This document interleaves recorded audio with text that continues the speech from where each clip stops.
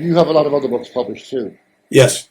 I really like the titles of your books. It seems you put a lot of thought into them. I noticed as well from dealing with you and other writers, you're a very descriptive writer. Like reading the way you write, it brings the reader into the story. Like if you are writing a story about peeling potatoes or making mashed potato, I could honestly take it. Hello again, everybody. My name is John D. Healy, and I do a podcast called It's Good to Talk.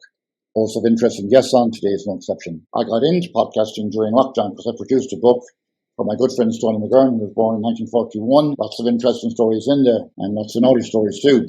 Also, Liffey Van Line's a moving company here in New York City, and they've been around for over 50 years. They've been around longer than Jeopardy. When it comes to moving, like Liffey do the moving, they are the most professional moving company in New York City. I give a shout out to the Irish Examiner USA, Paddy McCarthy. That's a great newspaper for events, and it covers all the New York City and beyond. I bumped into Tobias Burke last week, his LTB Mechanical, heating and air conditioning, and he actually met my guest, Trayvon. He bumped into him in Peter Clark's. Thomas Fitzsimmons was there, and Pat Burke said, I don't know about you, but I heard about you, and I'm going to buy your book. So now, with that, LTB Mechanical, keeping hot and cold, Tobias Burke was doing his rounds, checking on his clients down there, because he has contracts with various hotels. So Thomas Fitzsimmons, pleasure to have you on. Pleasure to be here, John. Yeah. So this is the book you produced, okay? And it's Thomas Fitzsimmons, and it's called The Extraordinary Life of an Ordinary Man. Yes. I think that's a very humble title. And I'll just read the back of it for my listeners so they have an idea. Offers a full throttle look at New York City's fascinating cast of characters, his guys, rogues, gallery celebrities that range from Main Street of the South Bronx to Manhattan's fancy places. And Fitzsimmons' view, born bred, NYPD officer, Ford model, actor, NBC television personality, private investigator, celebrity bodyguard, and everything crazy, single scene, and of course, lots of stories about Donald Trump and Marla. So give me a little background to you. You were born in the Bronx, you went to St. Barnabas. So tell me a little bit about that. Actually born on Bainbridge Avenue, Mount St. Ursula Parish. And then when I was around 5, we moved up to Woodlawn and the Bronx, that's St. Barnabas Parish. And that's where I was raised, yeah. And you went to college there to the nuns, I believe. Yeah, well, the nuns are in St. Barnabas Elementary School. I went to Salesian, which was the Brothers of St. Don Bosco. But I didn't fare too well there, and after my freshman year, they suggested my father not waste his money on me or my brother, and we wound up in DeWitt Clinton, better known as Our Lady of Marshall Loop Parkway. And I was in a class with a lot of other guys who had been kicked out of Catholic schools, guys from Hayes, Mount, Bishop Dubois, you name it. It was a rogues gallery. Ironically enough, my brother passed away last week. He was buried on Saturday, and he was kind of the black sheep in the family. And Willie was expelled, I always say. He was expelled from the best second-level colleges in all of Ireland, and he ended up in Cloisterware in Dublin, one of the best schools in Dublin, all Irish speaking. Now, your brother, by the way, for my listeners, is a twin of you. He's an identical twin, yeah. He also worked in the Bronx as a cop. He was in the 43rd. I was in Fort Apache, the 41st precinct. And your father was also a cop, I believe. He did 40 years, yeah. He did 40 years on the NYPD. His brother did 40 years, yeah. We've got a lot of cops in the family still. Okay, well, that's typical Irish-American, I guess. You're a cop or a fireman. Yeah. The transition then from, I'm going back, I suppose, to the prologue in the book where you have Donald Trump who's 45 years old, and you seemingly had an affair with Miss Maples, I assume that's correct, before him. And yeah, she was, Marla was my live-in girlfriend. Okay. Yeah, she was my live-in girlfriend, and when we broke up, moved her to an apartment down the street here, and we remained friends. And then, she met, she met Donald several times. Okay. Well, ironically enough, I had nothing to do with that meeting. Okay. You look frozen, Des. I don't know if we still got a connection. Your image is frozen. Center page, and center page more than one way, I can say. So he was supposed to get engaged. They got engaged after a lot of back and forth and up and down and arguments and whatever else, for whatever reason. And, who knows, love is blind. And he broke the ring. But we were supposed to have the engagement party on the night of his 45th birthday. And he sulked, he stalled, and he didn't have that party. And there was a lot of guests there. I assume you were there at that event. I'm not sure I lost all of that. You froze, so They got engaged, and he was supposed to have a party on his 45th birthday to Oh, announce that the was engagement. you mean in Atlantic City? Yes, Oh, yeah, of course I was there. Sure. Yeah. yeah, but he didn't announce the engagement, and Right, our right. family was there and his guests. So it was a bit of a non-event, and Miss Maples was very pissed off because it made her look like a fool, Yes, and yes. they had an argument. Like Big it one. seems like a big one, A yeah, knockdown, drag out argument. yeah. That's actually in the prologue, which is a good intro to the book because Yeah, yeah. that really takes you into the book. And as a matter of fact, the book is very well written. I must commend you on it. And Thank to you. me, it's like descriptive writing. Yeah. You get to know the characters. And indeed, as I read along, any reader, you go in to read a book like this and you have your favorites. And actually, one person in the book, a lady, is your mother. And I quite liked her. I liked her for her being direct and her wisdom. When you Yes. introduced Miss Maples to her, she wasn't impressed, and basically more or less said, you could do better, For Yeah. a typical Irish mother, no woman is good enough for her handsome Yes. son, That's right. of course. And I'm inclined to agree with your mother Yeah. on that one, for Well, sure. Marla's a bit ditzy anyway. She's Yes, spiritual. right. You start talking to my mother about that, and she's looking at you with a jaundiced Oh, eye. yeah, yeah. The stiff one eye, really. Ditzy is the good word, but then Ditzy goes from the extreme then to be Yes. complete extrovert and some a little childish maybe at times if I'm right. Yeah. But Donald himself is like the child in a playpen too. If he doesn't get what he wants, he throws the toys out the playpen so nobody else can play. So they had a lot in common, I think, Yeah. up until the divorce. So when Maples got pregnant, Donald was a bit shocked. Needless to say, he said he wanted a child, and then when she was pregnant, he thought, now what do I do? Now it's a Yeah. responsibility. I'm now Yeah. your father Yeah. of this woman's child. Tiffany, a good Yeah. name. But Tiffany is, let me see how old Tiffany is. Tiffany was born in 1993, so Yeah. she's 32 years old. Yeah. And in a strange way, as I said, Donald wasn't over impressed that Maples got pregnant with Tiffany, and he blamed. He had to called blame me somebody. called me right away about it and said, do you think her mother put her up to it?" And Yeah, I wasn't going to take sides, but yeah, he was positive the mother put her up to it, and she did. yeah. The mother put her up I to it for agree. I sure. think so. Yeah. Absolutely. The mother Anne and the daughter, Miss Maples, I call her, they are so similar. They're more like Yeah. sisters than a mother and daughter. And Yeah, I got and to speak to them even more. Anne's the kind of consummate stage mother. She's the stage mother all the way. A very, very beautiful girl in her own right. She was half American Indian, and she had those cheekbones and that look. She was a beautiful, beautiful girl, and I liked Anne. I mean, everyone liked Anne. She was a character, like a free spirit. Yeah, yeah. They both had that about them, the free spirit thing, and they became friends with anyone in seconds. And Yeah, I mean, you're a very congenial person yourself in a different way. I know yeah, when Tobias Burke met you briefly the other day in Peter Clark's bar, he knew about the book, but afterwards said to me, he said, that's a really nice, natural gentleman. He called you a gentleman. And that's coming from nice. Tobias Kind of you to Burke, say. Yeah, without him knowing you. And I yeah, said, really and truly, that comes across in the book too. So anyways, Tiffany comes along, and now they have her, and definitely Anne Maples put Miss Maples up to the pregnancy. I got the impression somewhere along the way too, because the mother Anne looked young and looked very beautiful, as you said, they tended to act like sisters rather than mother and daughter. And yes, sometimes there would be a bit of jealousy, especially yes. if there was a handsome man involved. Yes, totally. You have a Yeah, yeah, no, right, absolutely. Yeah, they were a lot more like sisters and brothers. As a matter of fact, right. one of the embarrassing things, I'm pretty sure I wrote about it in the book, because I didn't put everything in the book, believe me. But Marla found out that her mother, who's separated from her father, was dating one of her roommates. I'm sorry, Yeah, schoolmates in in right. high school. Yeah, it was Yeah, a shock to Marla, and she was in the front yeah, seat with her boyfriend, and the mother's in the back seat with the schoolmate there. So right. it was quite embarrassing No, to her. definitely. Well, there are a lot of embarrassing moments in this book Yeah, with everyone involved. I may as well throw it in now. Like a lot of the people around you at the time, because you were in the circle. Joan was a friend of yours. and a lot of other characters, when they were like not really solid friends, I think.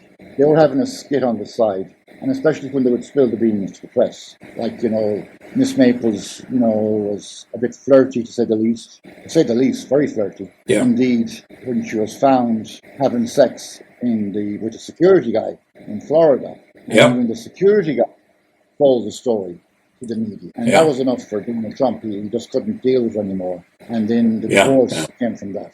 But the previous divorce from the previous wife, that turned into a fiasco as well. Oh, that was front page headlines for, I don't know, 4 months, 5 months. It was ridiculous. No one thought it would catch on like that, but it was a slow news cycle, and Donald was so out there all the time anyway. Yeah.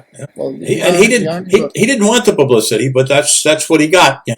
Well, I was about to say that the strange thing about Donald is he went through, well, still because he loves the publicity and he loves the attention, as long as it's good publicity. Yeah. But there's no such thing as bad publicity, as you and I well know.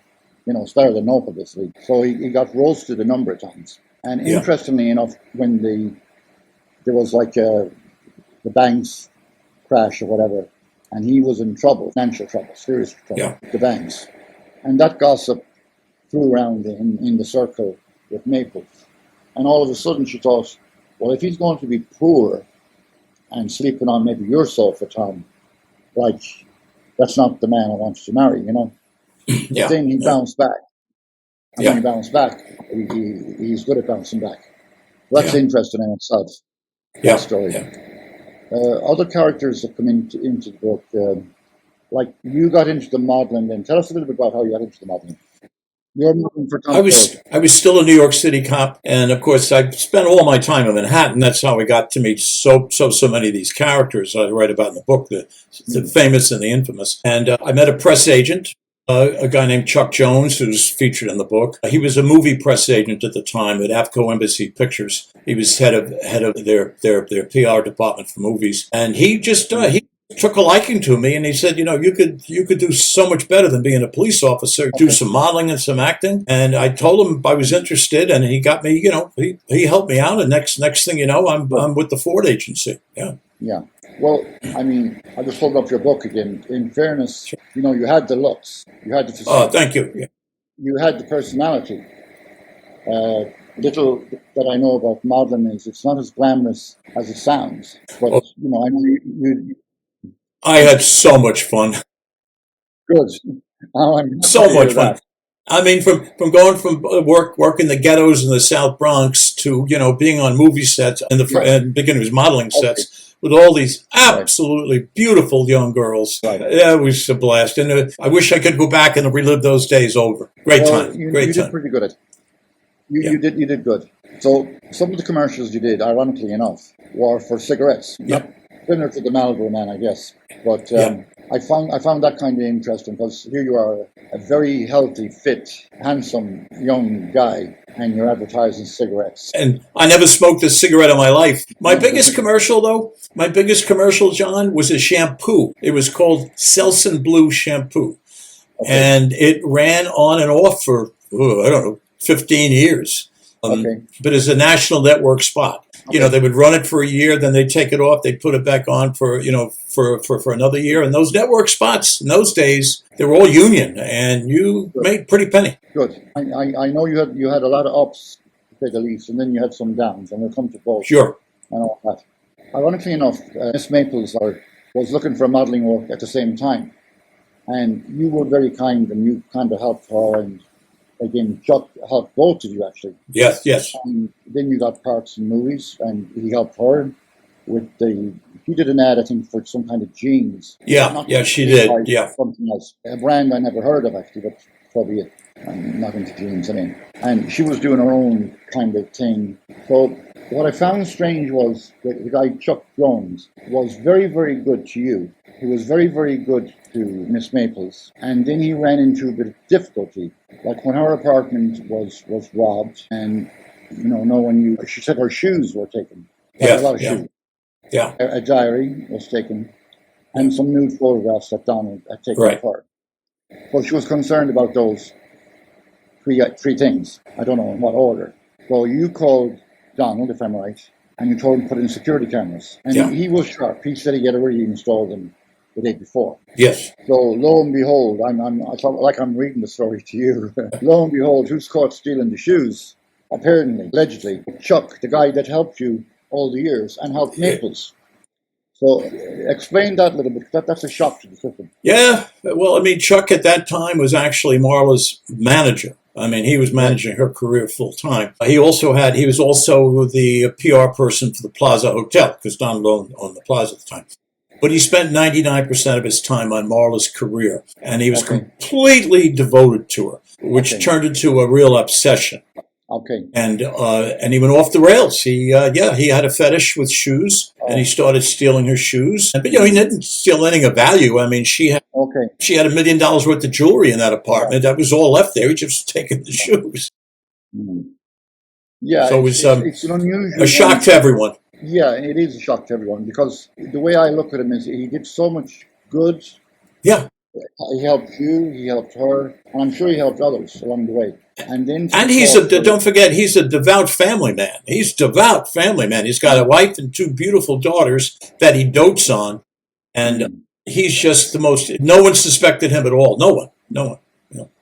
Yeah, it's a strange one. I mean, I'd have to delve deep into psychology to see where the little flaw is that he has a fetish with her shoes. But it seemed to me it might have been her possessions. Like he wouldn't want to steal my shoes or any other woman's shoes, So it's not about the shoes. It's about the person wearing the shoes. Yeah. I'm sure you've come across cases of guys and girls, and the guys want the ladies' underwear as some kind of a trophy or a memory. Yeah. That's pretty common out there. Yeah. We were shocked. But what bothered me about all that is that Marla prosecuted Chuck. I mean, that was where her and I had our big falling out, because I kept saying to her, this guy's like your best friend, your manager, your mentor, and you want to put him in prison? So all you got to do is call his wife up, and you work this out. You don't put people in jail, who take care of you. It could have been talked. It could have been talked through. Yes. Yeah. In my lifetime, I've come across situations where friends would get into trouble, and the owner would call them aside and say, "Look, we know what you're doing. Just stop the behaviour." Exactly. And get on. There was another incident, actually, kind of sidelighting here, where you helped a guy. His daughter was being stalked by a boyfriend who was 21. Yeah. And you actually turned down the case for whatever reason. It seemed a bit frivolous, anyways. But I remember you called the guy up and you gave him the best advice ever. Rather than him paying you to go and talk to the kid or scare the kid, 21-year-old kid, he said, "You're the father of the girl. You go and talk to the 21-year-old. Yeah. And tell him not to be stalking your daughter. Yeah. And you're the father of the girl." And I thought that was very practical and good advice on your part. Yeah. Now, while I'm bouquets at you, I'll give you another one, where a girl from Kansas that you met I think you met her in Neary's, actually. And I think her name was Jade or Sade. Yeah. And she was a beautiful girl. Yeah. And she was getting into the modeling business. And you obviously fancied her. Who couldn't fancy her? She was gorgeous. Yeah. But then in the conversation, you noticed that she was a little naive and innocent. Innocent, yeah. Yeah, very innocent. And she was number 11 in the family as well. Yeah. And that kind of hit a chord with you, hit a note with you. Yeah. I don't know why, because I'm number 10 at that time. It's kind of ironic. But she was number 11. Yeah. But you gave her your PDA card, your police card for contact. And sure enough, she had to call you. And she was being raped or going to be raped by someone in a casting studio. Yeah. And you literally saved her life, I think. Yeah. Because when she met you afterwards and she thanked you, and then she realised that the modelling world and the casting world and the film world wasn't for her. Yeah. And she clearly said to you she was going back to Kansas. She grew up on a farm. Yeah. Milking cows. And I thought it was like, on your side, you literally saved her life. Like, go back to your family on a farm and have a simple life and enjoy it. Yeah. Don't be here in New York and be like a rag of a doll. Yeah. And abused and used, Yeah. Anyways, that's 2 good deeds you did. So I'm going to call Jimmy to sing a song. I don't know if you can see the changes that have come over me in these past few days. I've been afraid that I might drift away. I've been telling old stories, singing songs that make me think about where I came from, and that's the reason why I seem so far away today. Let me tell you that I love you, and I think about you all the time. Caledonia, you're calling me, now I'm going home. And if I should become a stranger, you know that it would make me more than sad. Caledonia's been everything I've ever had. I have moved and I've kept on moving, proved the points that I needed proving. I have lost the friends that I needed losing, found others on the way. I have tried and I've kept on trying, stolen dreams, yes, there's no denying. I've traveled far with my conscience flying, somewhere with the wind. But let me tell you that I love you, and I think about you all the time. Caledonia, you're calling me, now I'm going home. And if I should become a stranger, you know that it would make me more than sad. Caledonia's been everything I've ever had. I'm sitting here before the fire, the empty room, the forest squire. Oh, the flames that couldn't get any higher, they've withered now, they've gone. But I am steady, thinking my way is clear, and I know what I will do tomorrow. When the hands are shaken and the kisses flow, then I will disappear.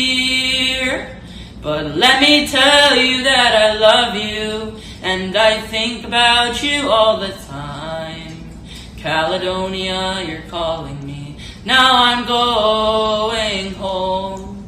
And if I should become a stranger, you know that it would make me more than sad. Caledonia's been everything I've ever had. Tom, thank you, Jimmy. From back to you, Tom, now. And there's some funny stories in the book as well. You know, you obviously held on to your gun as you're in NYPD throughout your career. Sure. And we will get to some of the security stories you did for various actors and actresses. But one funny story I found in the book is Halloween, which is coming up this time of year, at the end of October. And you're downtown someplace. Greenwich Village, yeah. You get mugged. Yeah, yeah. Like, how the hell do you get mugged? Explain that story. I was hit from, first of all, it was so crowded down there. It was shoulder to shoulder. And just someone came up behind me and grabbed me by just below my knees, a very professional job, below my knees from behind, and just pushed forward, and I went flat down. Fortunately, my reflexes are good because I was able to put my hands up and block my face from smashing into the pavement. But as I went down, somebody put a knee in my back and went looking for my wallet. And, you know, I don't keep my wallet in my back pocket. I keep it in my front pocket. So it was in front of me, and my gun was on my ankle. So, but anyway, they kind of did a quick frisk, and they didn't find anything. And gone, just gone. Wow. So by the time I got to my feet, I had a Marilyn Monroe impersonator was there. He's the guy who helped me to my feet and helped brush me off and everything. And he said, "Who did it?" And I'm looking. The guy dressed in drag, I guess.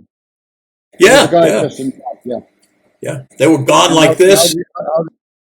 Well, he got me to my feet, Okay. and you know, he helped brush me off. You know, he was checking to see if I was hurt or not. He was very, very nice. It was a guy. It was a male. It was a guy in drag. I understand. And according to the book, he was able to tell you who mugged you. No. We was searching the crowd, but it was rainy that day too, and everybody had umbrellas up. So no, the guy just disappeared into the crowd. No, we never found out. Yeah. You didn't know who the mugger was. No, he wasn't involved. No. I thought it was the village people, but anyways, dressed up as village people. They looked like right. The guys.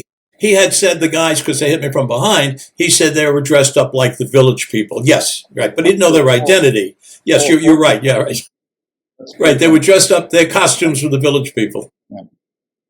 So some big events, you were at Donald's book, The Art of the Deal, okay? Yeah. And Donald loves to throw a big party. And everybody and anybody was there at that party. I'm just trying to remember. Can you remember some of the people who were there? Was O.J. Simpson there? I'm sorry? O.J. Simpson, was he there? No, he wasn't at that party. Guys You like Don King was there. God, it's hard to remember now. Regis Philbin, of course, he was a star at the time. He was a Cardinal Hayes guy. But no, it was Yeah, it was packed with celebrities. Correct, Yeah, packed with celebrities. Yeah, and Donald loves the attention. Yes. Another story I liked in the book too is a lot of stories happen in Peter Clark's. And I love Yes. Peter Clark. I love very big into the bartender, most professional bartender in New York City. There's a good story from outside Peter Clark's where three guys, rednecks we call them, are beating up some other guy, and you came on the scene and you had a lady friend with you. Yeah. She was more interested in you than you saving this guy. Yeah. And anyways, that story ended well, you know. Yes, yeah. And getting rid of the three guys. Yeah. Then there's another story I liked in Jimmy Neary's. That's where you brought that girl actually stage. Jade, yes, Jade. I had met her at a party thrown by the model agent John Casablancas. Correct. He had a big model agency that was competing with Ford, and Donald and I went to that party together, and we each met somebody nice, and I wound up with Jade, and he took his date off in his limo, and because we were just a few blocks from Neary's, I took Jade up to Neary's, and we sat at the bar. Yeah. And that's kind of where you figured out that she was a little bit naive, a little bit slow. Yeah, slow. Yeah. I mean, I was very into her, but I switched from predator into Big Brother mode. Yeah, I got Once I realized she was a kid and she was innocent, you know. She was a kid. I remember you pointed out to characters in Neary's, and John Glenn was there. John Glenn was as the astronaut, The astronaut, but she didn't even know who he was. No idea. And then somebody you like, actually, ironically enough, I think you have a bit of a love for redheads. Yeah. Irish American in you. Yeah. Maureen O'Hara was there. Yes, yeah. And Jimmy Neary introduced you to Maureen O'Hara. Yeah. And Maureen had a few drinks in her. Yes, she did. She sure did. And I've seen her. I met her in Cork City. Yeah. And I'll tell you a funny story about her in a moment. So she got into it. She liked you initially. And then your last name, Fitzsimmons, he has some or grandfather or father or something. And she got into an argument with you over the name. Yes. I think that the booze ignited her, you know. Yep, absolutely. It was she's from Cavan too, so we are related. Yeah, oh, yes. I was going by Fitzsimmons instead of Fitzsimmons, and that seemed to offend her. It did. She called me on the carpet about it. Yeah. She did. But I did my own research on that, and actually you possibly are her cousin, because she said to you at the end of the argument, she said, you're either my cousin or you're British, you know. You're a piece of British garbage, she said. Either my cousin, you're a piece of British garbage. She sure did say that to you. Ironically enough, both names are Anglo-Norman, so you descended from the Normans. Yeah. Well, my grandfather's birth certificate is Fitzsimmons. Okay. Yeah. So how it became Fitzsimmons, we were really never able to figure out, but it was Fitzsimmons. A lot of names changed, like Irish people coming over to make it easier for people to pronounce and so on and so forth. Yes, A whole lot of names changed. Yeah. For different reasons. Yeah. When I met Maureen O'Hara in Cork, she was getting an award on stage. And she was a very proud lady, and she was very professional, you know, starring with John Wayne. But at the time, there was a lot of the Me Too situation going on, where girls sitting looking for parts in movies, and like Harvey Weinstein, and there was a lot of Me Too stuff going on. So leave it to Maureen to make it clear to the audience that she never gave sex to get a part in the movie. Yeah. And this is kind of funny. She gave the praise to her mother before she left Ireland. Her mother told her that if she was ever in the company of a man sitting on a sofa for a casting job, put a $1 coin between her knees and be sure not to drop it. In other words, never part your legs. So, yes, that was Maureen's. Oh, yeah. Letting us all know that she never gave sex to get a part in the movie. Yes. So Trump's father died in June 25th, 1999. And Fred, there was another event you went to, you and Donald, and it was just a bunch of potential wannabe models, and it wasn't well attended. And Jeffrey Epstein was there, of course, like at the time. So it seems like around that era, anyone who was anyone with money and airline stewardesses were coming into town. I guess easy for a handsome young man like yourself, and indeed Donald was a handsome young man too, to meet girls and have a one night stand or whatever, and so be it, no big deal.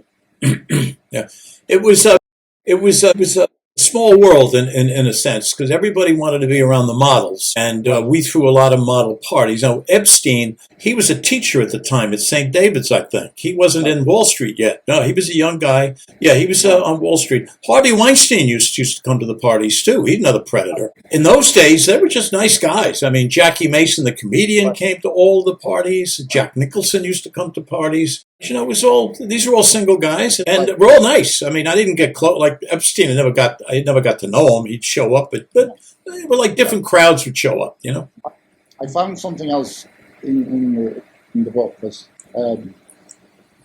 like, there's the book again, and I recommend it to anyone to buy it, because there's so much in it. It would take me a week to go through every story. I have to read it for someone. But there are a lot of subplots in it as well. Like in one part, you're dealing with something, and it comes up again later on down the way. I'm trying to think where I'm going with this one. That girl went back to Kansas smoking pals. That was one story we had.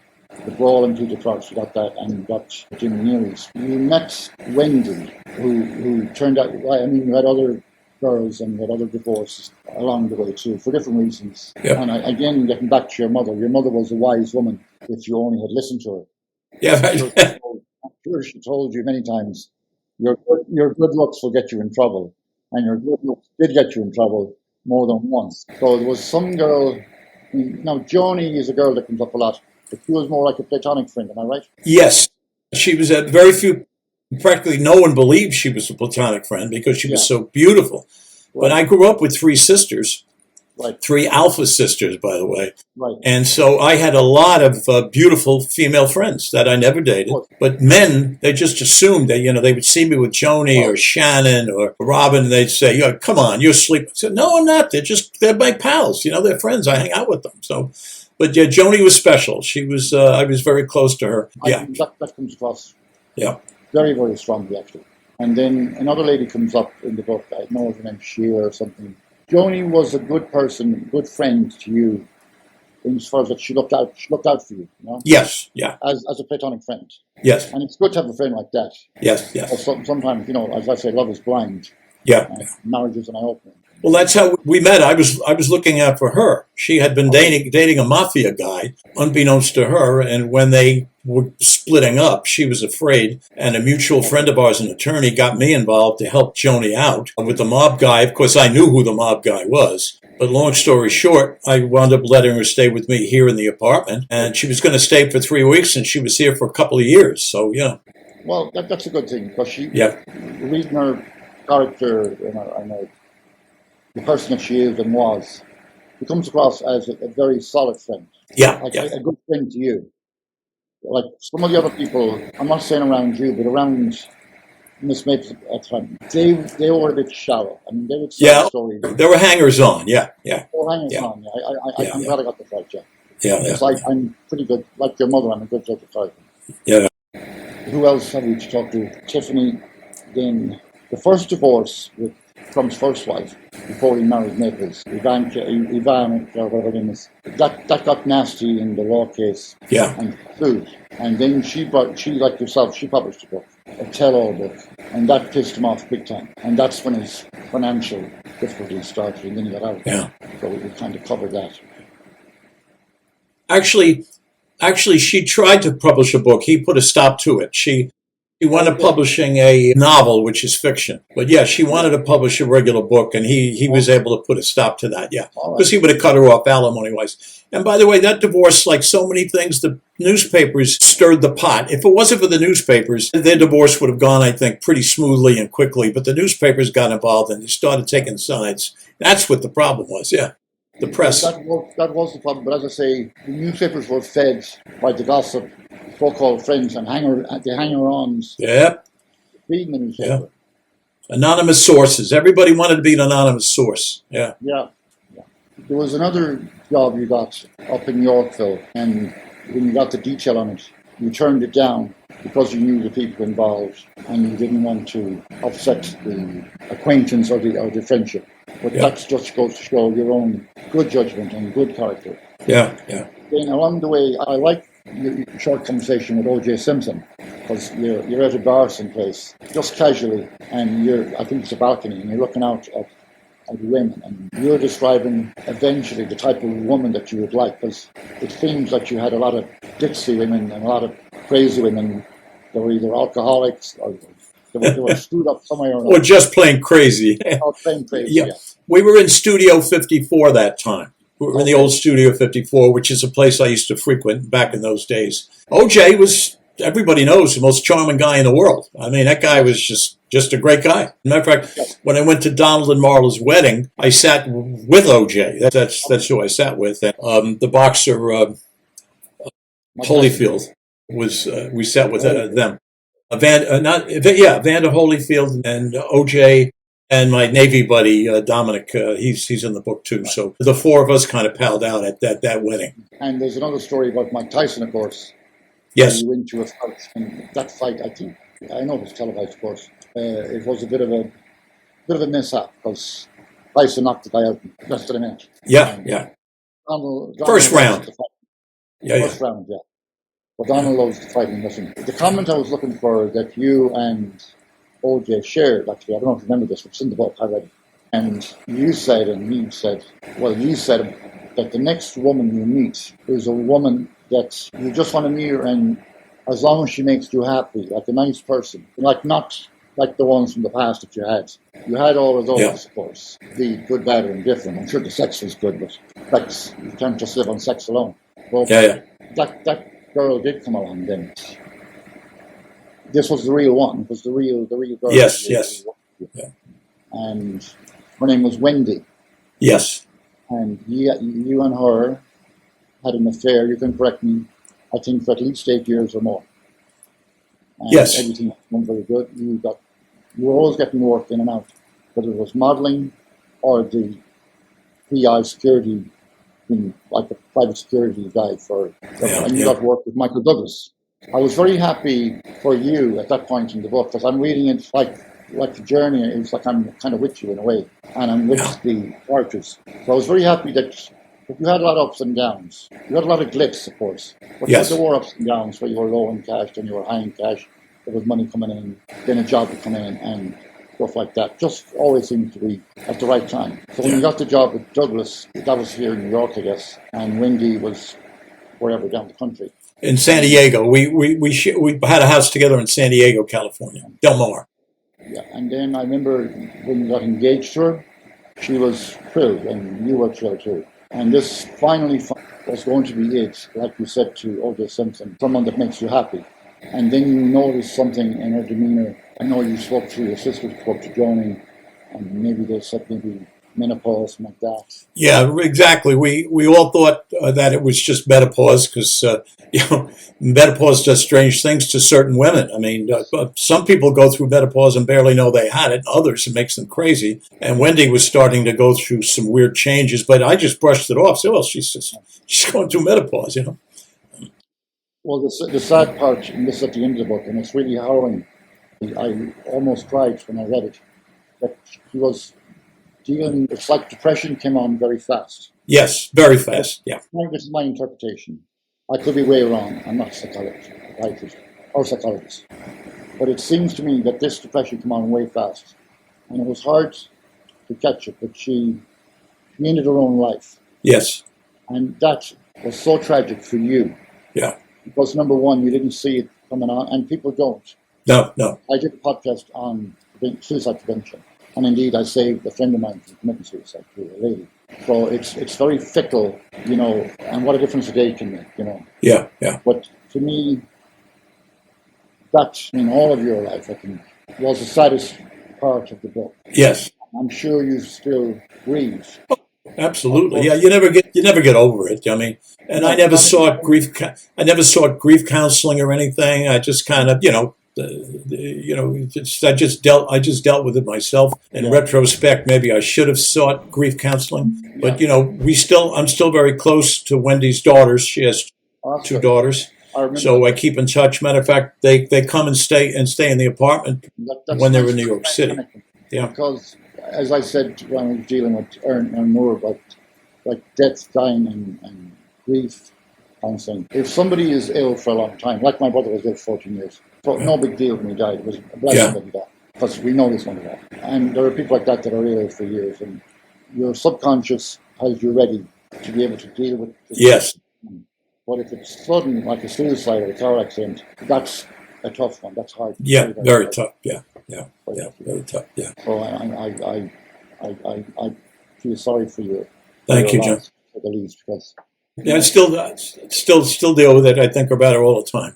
And I remember as well in the book, when your dad died, he had a stroke, but at least you knew, he was ill. Yes. Yeah. And you were able to deal with it better. And then when your mother died, of course, we all deal with death and dying in different ways. And as you said in the book too, when we get older, I don't mean old, but you become more able to, I wouldn't say accept it, but deal with it, Yes.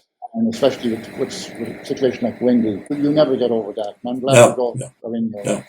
No. So I'm going to leave the last word to you. The book is available in Amazon, because that's where I bought it right now. Yeah, you can actually, that particular book you can order it at Barnes and Noble too. I mean, they don't carry copies these days, but you can order it at Amazon. I tell people to go to order it. I'm sorry, Barnes and Noble. You can go to a store and order it. I ordered it at Amazon, and I had it the next day.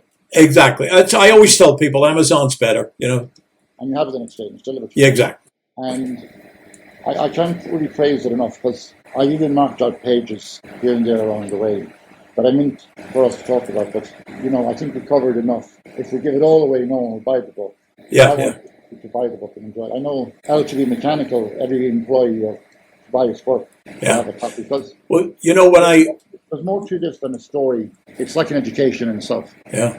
Because it goes through the characters, like you talk of the preppy killer, Chambers, and the Jewish girl. That's yeah. And I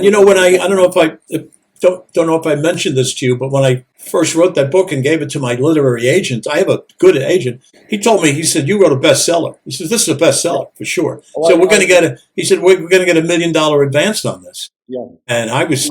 I totally agree, because it's coming back to now. The preppy killer was Chambers and Robert Chambers, Robert Chambers, and they were drinking and going on the Upper East Side. They went to Central Park to have some sex, and the sex got out of hand. I think she winged him or whatever that structure thing is. And instead of that, he choked her, I think. Yeah. And he choked her, and she died.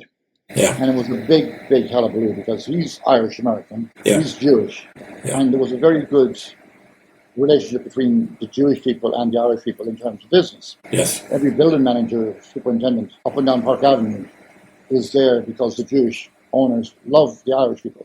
Yeah. But that rocked the system for a while. Yeah. And then underage drinking. If you walked into a bar and you were 50 years old, the bartender had to ID. Because I was a bartender at the time myself. Yeah. So that case comes up. In your book, 9/11 comes up. The Space Shuttle Challenger, when it exploded out of the sky. Yeah. There's a lot of history. I call it history, because in a number of years, the kids won't know about this. Yeah. You get it fresh here. And a lot of the characters of my age, like you said, name like Sheehan and Jimmy Mary, Gary Biggins, of course, the young man from the Trucks, who really has a long life ahead of him. Yeah. So there's a lot of characters that pop up, and a lot of the crimes that you had to solve, and a lot of the people that you had to do security for, and the privacy. And this is where, near the end, you remember when Donald Trump praised you a lot. And he's introducing you to somebody, and he goes, Tom is a great guy. Yeah. And if you notice Donald, when he's doing this, with his hands, and he says your name 3 times. Yeah. He says, Tom is a great guy. He says, Tom is a great guy. And someone said, why is Tom a great guy? And Donald says, because he doesn't talk. Yeah. you don't spill the beans. That's right. Unlike all the people around him. Yeah, oh yeah, oh yeah. And he had lots of those around. But he, is like Maples and himself, they were like teenagers in love, I think. Yes, yeah, Given that era, really and truly. Like innocent, maybe dumb, young, full of cum, whatever. Like that was the age. yeah. But as you well know, you get a little bit older, you get a little bit more mature, like less of the nonsense. That's not to say that you can't have fun and Sure. Yeah. Like, I wish you well with the book. I hope it does extremely well. So this book, I think, is going to be a huge success. You have a lot of other books published too. Yes. I really like the titles of your books. It seems you put a lot of thought into them. I noticed as well from dealing with you and other writers, you're a very descriptive writer. Like reading the way you write, it brings the reader into the story. Like if you are writing a story about peeling potatoes and making mashed potatoes, I could honestly taste potatoes. With that, Tom, my pleasure. Thanks, John. Appreciate it, man. Okay. Thank you. Bye-bye.